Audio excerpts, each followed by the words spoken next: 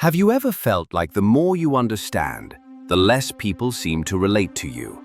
Like the deeper your thoughts go, the further you drift from others. You're not imagining it. Being a deep thinker can feel like carrying a lantern in a world that prefers the dark. Not because people don't value light, but because it reveals too much.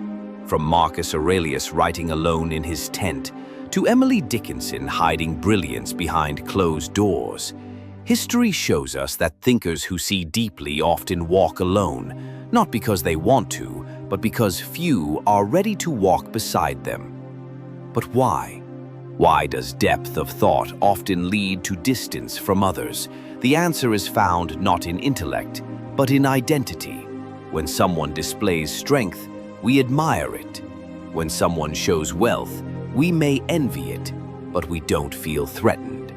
But when someone thinks differently, when they ask questions that shake the ground beneath our beliefs, it doesn't just challenge our knowledge. It challenges who we think we are. Psychologists call this ego disruption. The deeper the idea, the deeper it cuts into the layers we use to define ourselves. A deep thinker doesn't need to insult or argue. Just being present with clarity can feel like a mirror, exposing what others prefer to ignore. And people don't like mirrors when they're not ready to see the truth.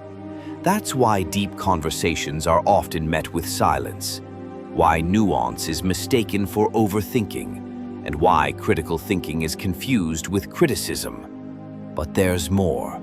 Evolution plays a role too. For thousands of years, survival depended on belonging. Those who challenged the tribe too often risked exile, and exile meant death. So our brains still carry that fear. Fear of those who think differently, speak differently, or ask too many questions. We are wired to prioritize fitting in over figuring things out. That's why society often elevates charisma over clarity, repetition over reflection.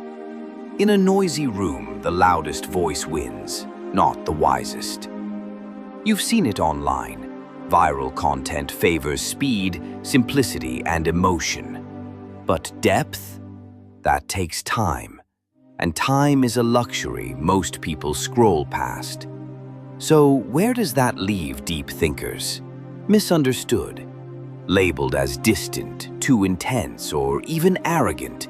Not because they are, but because their presence invites discomfort. In a culture built on comfort, that's enough to push them to the edges. Yet, here's the paradox. Society needs deep thinkers more than ever. They are the ones who question flawed systems, challenge old assumptions, and imagine better futures. They're not just thinkers, they're quiet revolutionaries. Still, being one can feel like a burden, but it doesn't have to be a lonely one. Philosopher Simone Weil once said, "The intelligent man who is proud of his intelligence is like the condemned man who is proud of his cell." Wisdom isn't about being right. It's about seeking truth, even when it's painful, even when you must do it alone. So what can deep thinkers do? First, embrace solitude. Use it as a workshop for your ideas, not a punishment. The deepest thoughts often grow in silence. Second, choose your circles wisely. Not everyone will understand you, but some will. Even one thoughtful conversation can feel like water in a desert. And finally, don't let rejection dilute your thinking.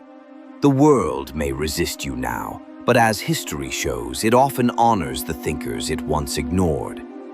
Galileo was silenced, Kierkegaard was mocked, Alan Turing was condemned, but their ideas live on, not because they were loud, but because they were right. So if you've ever felt out of place for thinking too much, questioning too deeply, or seeing through the surface, know this: you're not broken. You're just ahead of your time.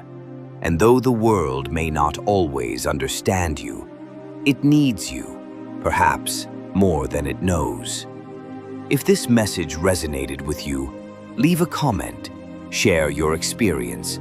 Let's create a space where depth is not dismissed, but welcomed. And if you're ready to keep thinking deeper, you know what to do. We're just getting started.